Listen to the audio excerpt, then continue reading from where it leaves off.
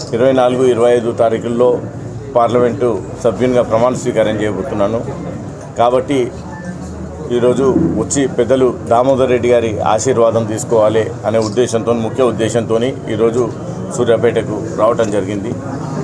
సరే, ఈ సందర్భంగానే ఇంకొక విషయం కూడా, సూర్యాపేట నియోజకవర్గ ప్రజలు కూడా నన్ను భారీ మెజార్టీతోని 70,000 మెజార్టీతోని సూర్యాపేట ప్రజలు అందరూ కూడా ఆశీర్వదించడం జరిగింది.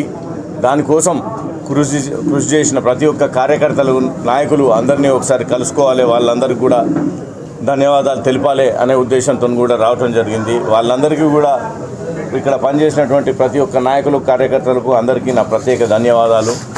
అలాగే వాళ్ళందరినీ కూడా ముందుండి నడిపినటువంటి పెద్దలు దామోదర్ రెడ్డి అంకుల్కి నా ప్రత్యేకంగా నా ధన్యవాదాలు తెలియజేసుకుంటున్నాను.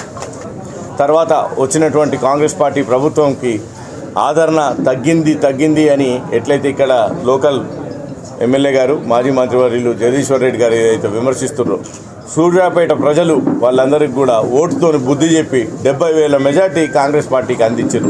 దాన్ని బట్టే మీరు అర్థం చేసుకోవచ్చు ప్రజలు కాంగ్రెస్ పార్టీ మీద, ఈ ప్రభుత్వం మీద ఎంత ఆదరణ చూపిస్తుండ్రు అనేది. కాబట్టి ఈ సందర్భంగా టీఆర్ఎస్ నాయకులకు, ఇక్కడ ఉన్నటువంటి టీఆర్ఎస్ నాయకులకు, రాష్ట్ర టీఆర్ఎస్ నాయకులకు కూడా ఈ సందర్భంగా మీకు ఒకటి తెలియజేయదలుచుకున్నాం. మీ అందరినీ తిరస్కరించారు కాబట్టి అసెంబ్లీ ఎన్నికలలో మీ అందరినీ ఓడగొట్టి ప్రజలు కాంగ్రెస్ పార్టీకి పట్టం కట్టారు.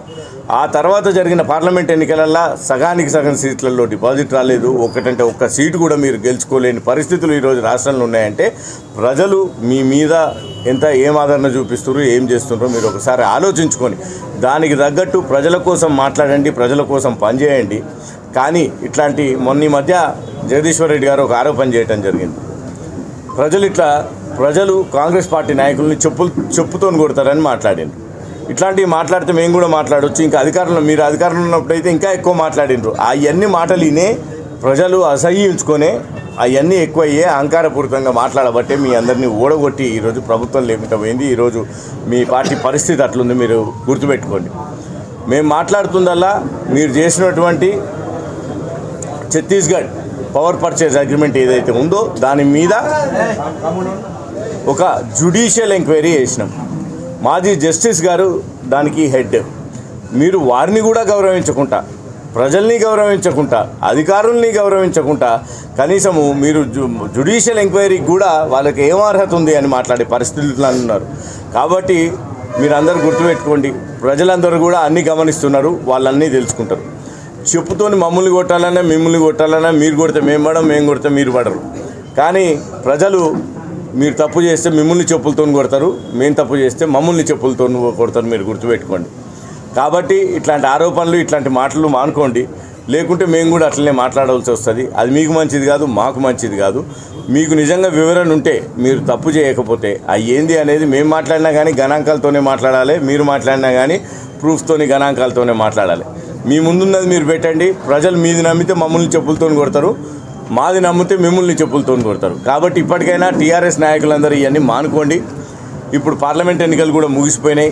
లోకల్ బాడీ ఎలక్షన్స్ తప్ప ఇంకేవీ లేవు. అవి కూడా త్వరలోనే అయిపోతాయి. దానికి కూడా ప్రజలు కూడా కాంగ్రెస్ పార్టీకే, లోకల్ కూడా అందరూ కూడా కాంగ్రెస్ మీద మంచి ఆదరణ చూపిస్తారు. కాబట్టి లోకల్ బాడీలలో కూడా కాంగ్రెస్ పార్టీ నాయకులు, కార్యకర్తలు భారీ మెజార్టీలతో గెలుస్తారని ఆశిస్తున్నాం.